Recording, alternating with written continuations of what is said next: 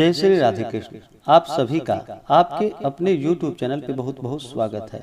आइए आज आप सब सुनेंगे अधिक मास पुरुषोत्तम मास महात्म्य कथा में 18वें अध्याय की कथा। अब तक आपने 1 से लेकर के 17 अध्याय कथा को नहीं सुना हो तो हमारे चैनल पे वीडियो अपलोड है, आप वहां से जा करके कथा को श्रवण कर सकते हैं।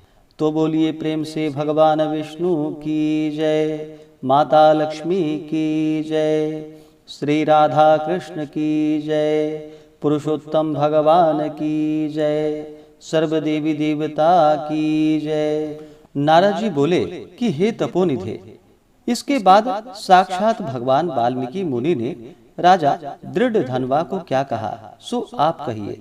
श्री नारायण बोले, वह राजर्षि दृढ़धनवा अपने पूर्व जन्म का वृतांत सुनकर आश्चर्य करता हुआ मुनि श्रेष्ठ वाल्मीकि मुनि से पूछता है। दृढ़धनवा बोला कि हे ब्राह्मण, आपके नवीन नवीन सुंदर अमृत के समान वचनों को बारंबार पान कर कर मैं तृप्त नहीं हुआ, इसलिए पुनः उसके बाद का वृतांत कहिए। वाल्मीकि मुनि कहने लगे कि हे जगतपते, इस प्रकार उस ब्राह्मण के विलाप करते समय गर्जना से 10 दिशाओं को गुंजित करता हुआ असमय में होने वाला मेघ आया, पर्वतों को कपाने के समान तीक्ष्ण स्पर्शों वाला वायु बहने लगा और बिजली अत्यंत चमकती हुई अपनी आवाज से 10 दिशाओं को पूर्ण करती हुई इस तरह 1 मास तक वृष्टि यानी कि बारिश हुई, जिस जल से पृथ्वी भर गई। परंतु पुत्र शोक रूप अग्नि के ताप से संतप्त वह ब्राह्मण कुछ भी नहीं जान सका, न तो जलपान किया और न भोजन किया, केवल हे पुत्र इस प्रकार कहकर विलाप करते हुए ब्राह्मण का उस समय जो मास व्यतीत हुआ वह भगवान श्री कृष्ण चंद्र का प्रिय पुरुषोत्तम मास था। सो न जानते हुए उस ब्राह्मण को पुरुषोत्तम मास का सेवन हो गया। उस पुरुषोत्तम मास के सेवन से अत्यंत प्रसन्न नूतन मेघ के समान श्याम वर्ण वनमाला से भूषित हरि भगवान स्वयं प्रकट हुए। जगत के नाथ हरि भगवान के प्रकट होने पर मेघ समूह गायब हो गया। उस ब्राह्मण ने पुरुषोत्तम श्री कृष्ण चंद्र को देखा।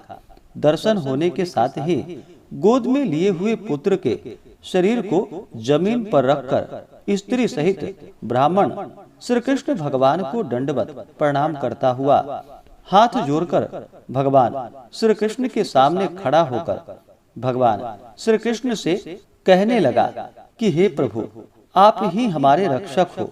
ऐसा विचार करता हुआ भगवान भी पुरुषोत्तम की सेवा से प्रसन्न हो अमृत की वृष्टि करने वाले अत्यंत मधुर वाणी से बोले।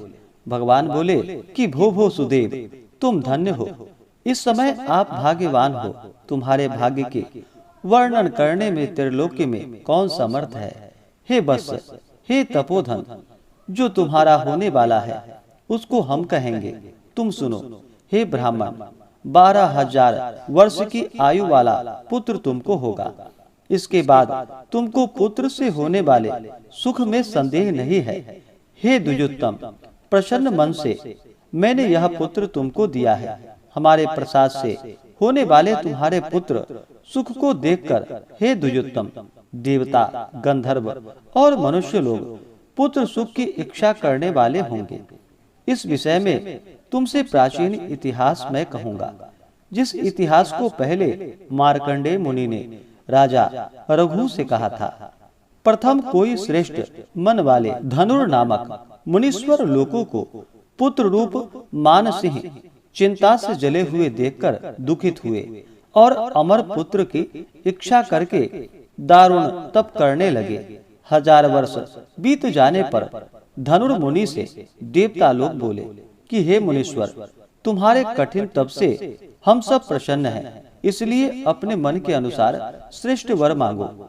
श्री नारायण बोले, देवताओं के अमृत तुल्य इस वचन को सुनकर उस तपोधन धनुर नामक मुनि ने बुद्धिमान और अमर पुत्र को मांगा। उस ब्राह्मण से देवताओं ने कहा कि पृथ्वी में ऐसा पुत्र नहीं है। तब धनुर मुनि ने देवताओं से कहा कि अच्छा, ऐसा पुत्र दो जिसके आयु की मर्यादा बंधी हो। देवताओं ने कहा कि कैसी मर्यादा चाहिए, कहो। इस पर उस मुनि ने कहा कि यह महान पर्वत जब तक रहे तब तक उसकी आयु होवे, ऐसा ही हो। इस प्रकार कहकर इंद्रादि देवता स्वर्ग को चले गए। धनुर्शर्मा ने थोड़े समय में वैसा ही पुत्र को प्राप्त किया। उस मुनि का पुत्र आकाश में चंद्र के समान बढ़ने लगा। 16वें वर्ष के होने पर मुनीश्वर ने पुत्र से कहा कि हे वत्स, ये मुनि लोग कभी भी अपमान करने योग्य नहीं हैं। इस तरह शिक्षा देने पर भी उस पुत्र ने मुनियों का अनादर किया। आयु की मर्यादा के बल से उन्मत्त उसने ब्राह्मणों का अपमान किया। किसी समय परम क्रोधी महिष नामक मुनि ने विधि से शुभ फल देने वाले शालग्राम शिला का पूजन किया। उसी समय उस बालक ने वहां आकर शालग्राम का शिला को जल्दी से लेकर अपनी चंचलता के कारण हंसता हुआ पूर्ण जल वाले कूप में छोड़ दिया। क्रोध से युक्त दूसरे काल रुद्र के समान महिष मुनि ने उस धनुर्मुनि के पुत्र को श्राप दिया कि यह अभी मर जाए, परंतु उसे मृत हुए न देखकर मन में मृत्यु के कारण का ध्यान किया। देवताओं ने इस धनुर्मुनि के पुत्र को निमित्तायु वाला बनाया है। इस तरह चिंता करते हुए महिष मुनि ने लंबी सांस ली, जिससे कई कोटि महिष पैदा हो गए और उन महिषों ने पर्वत को टुकड़ा टुकड़ा कर दिया। उसी समय मुनि का अत्यंत दुर्मद लड़का मर गया। धनुर्मुनि ने अत्यंत दुख से बार बार विलाप किया। बाद अनेक प्रकार विलाप कर पुत्र के शरीर को लेकर पुत्र के दुख से अत्यंत पीड़ित हो चिता की अग्नि में प्रवेश किया। इस प्रकार हठ से पुत्र प्राप्त करने वाले कभी भी सुख को नहीं पाते हैं। हे तपोधन, गरुड़ जी ने यह जो पुत्र दिया है, इससे संसार में तुम प्रशंसनीय पुत्रवान होंगे। हे अनघ, मैंने प्रसन्न होकर पुरुषोत्तम के महात्म्य से इस पुत्र को चिरस्थायी किया है। यह तुमको सुख देने वाला हो। पुत्र के साथ सर्वदा गृहस्थाश्रम के सुख को भोगने के बाद तुम ब्रह्मलोक को जाओगे। वहां उत्तम सुख देवताओं के वर्ष से 1000 वर्ष पर्यंत भोग कर पृथ्वी पर आओगे। हे द्युत्तम, यहाँ तुम चक्रवर्ती राजा होंगे। दृढ़ धनवा नाम से प्रसिद्ध तथा सेना सवारी से युक्त हो 10,000 वर्ष पर्यंत पृथ्वी के राजा का सुख भोगोगे। इंद्र के पद से अधिक अखंड बल और ऐश्वर्य होवेगा। उस समय यह गौतमी स्त्री पटरानी होवेगी। नित्य पति सेवा में तत्पर और गुण सुंदरी नाम वाली होगी। राजनीति विशारद तुमको 4 पुत्र होंगे और सुंदर मुख वाली महाभागा सुशीला नाम की कन्या होगी। हे महाभाग, सुरों और असुरों को दुर्लभ संसार के सुखों को भोगकर तुम संसार रूपी समुद्र के पार करने वाले विष्णु भगवान को जब भूल जाओगे, तब हे विप्र, उस समय वन में यह तुम्हारा पुत्र शुक पक्षी होकर वट वृक्ष के ऊपर बैठकर वैराग्य पैदा करने वाले श्लोकों को बार बार पढ़ता हुआ तुमको इस प्रकार बोध कराएगा। शुक पक्षी के वचन को सुनकर दुखित मन होकर घर जाओगे। संसार के विषय सुखों को छोड़कर चिंता रूपी समुद्र में मग्न है। हे भूसुर, तुमको वाल्मीकि मुनि आकर ज्ञान कराएंगे। उनके वचन से निसंदेह हो शरीर को छोड़कर हरि भगवान के पद को दोनों स्त्री पुरुष तुम जाओगे, जो कि पद आवागमन से रहित कहा गया है। इस प्रकार महाविष्णु के कहने पर वह ब्राह्मण बालक उठकर खड़ा हुआ। वे दोनों स्त्री पुरुष ब्राह्मण पुत्र को उठा हुआ देखकर अत्यंत आनंदित हो गए। सब देवता लोग भी संतुष्ट होकर पुष्पों की वर्षा करने लगे। शुकदेव ने श्री हरि को और माता पिता को प्रणाम किया। उस ब्राह्मण को पुत्र के साथ देखकर गरुड़ जी भी अत्यंत प्रसन्न हुए।